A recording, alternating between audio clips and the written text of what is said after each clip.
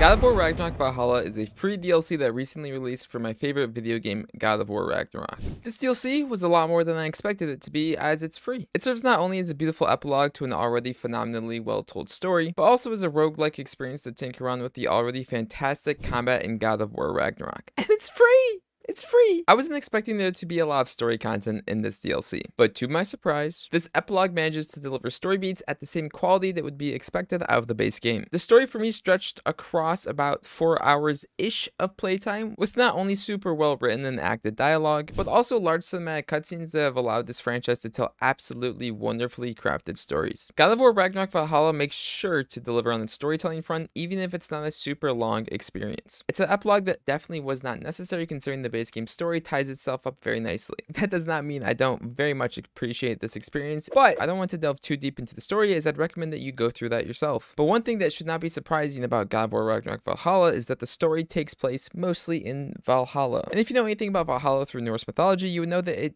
would make a pretty interesting setting for a roguelike experience. The roguelike experience that was delivered here is filled with beautiful levels, new enemies, and even more additions to combat. It'd be a disservice to call it a remixing of already existing gameplay elements, but does a great job of taking effects and attributes granted by equipment and implementing them as rewards after finishing a level in Valhalla. Progressing Kratos into an even more insane version of my initial build when I first played God of War Ragnarok through the span of an hour was incredibly fun, and being forced into using abilities that I previously didn't experience in the base game was also incredibly fun because of how well crafted these abilities were. Being able to approach combat differently than the base game, or differently based on your encounter, doesn't just come from the player side though. New enemies introduced to Valhalla or this DLC call back to the original God of War trilogy, and it's incredibly fun to fight these enemies through the lens of the new style of God of War. They give even more diversity to the already large cast of enemies found within God of War Ragnarok. It's great. The God of War Ragnarok Valhalla is remarkable, and it's free.